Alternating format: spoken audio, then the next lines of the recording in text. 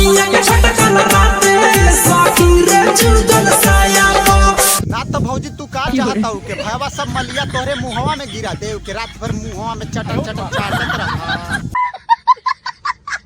इहो बतिया भुलाई हम कभी ना सखी लहंगा में घुस गइल धमिना हो गइनी हम कभी ना सखी। लहंगा में घुस गइल धमिना हो गइनी गभिना सखी। एकरे बोहिन के हुडार पेलो भौजी लहंगा के अंदर चड्ढी पहनल कर आ चड्ढी न पहनबे।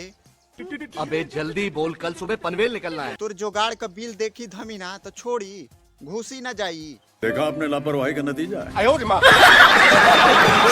सैया जी आइले कुछो ना कइले चढ़ल जवानी हमर नाही सधइले केतना मनाई सखी रूस गइल बिना लिहले भातार साला सुध गइल। का कलू हो भौजी तनी एक बार फिर कहबू।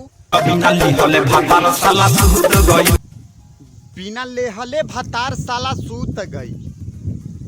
ऐसन बा ओकरा के शिलाजीत और चाहे मैन फोर्स का गोली खियावा और दूसरे दिन यह कहे लगबू बिना ठोकले भतार साला सुते न देला।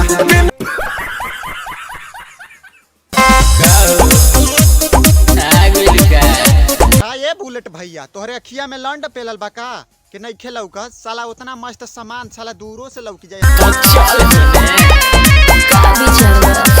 ना भाई लोग तू लोग देख ना, तू लोग देख हैंगा पटक के अब भौजी के ऊपर जैसे साला के कुकुर चढ़े न सन घोड़ा चढ़े न सन ओंगा चढ़ गई ना।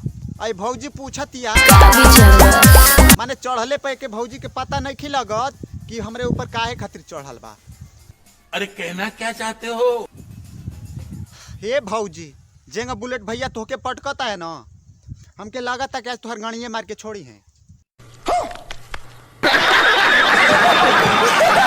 जब भतार सामान छुअता होई देवर के माल छुअता।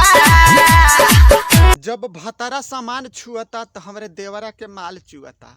हे तोहर बोहिन चोदो भौजी जब केवाड़ी खोल के भावा से पेलवाईबू तो देवरा के तोहरे माले न चुई। सही पकड़े हैं भाई लोग अगर वीडियो हमार थोड़ा सा भी अच्छा लागल हो तो लंड फेंक के मारे जाओ जो ललकी बटमिया नीचवा लौकतिया एक बोहिन चो जर के धुआं हो जाओ। अगर अच्छा लगल हो तो लाइक कर देव जा, सब्सक्राइब कर देव जा और चल तनी प्रणाम, मिला तनी अगले वीडियो में।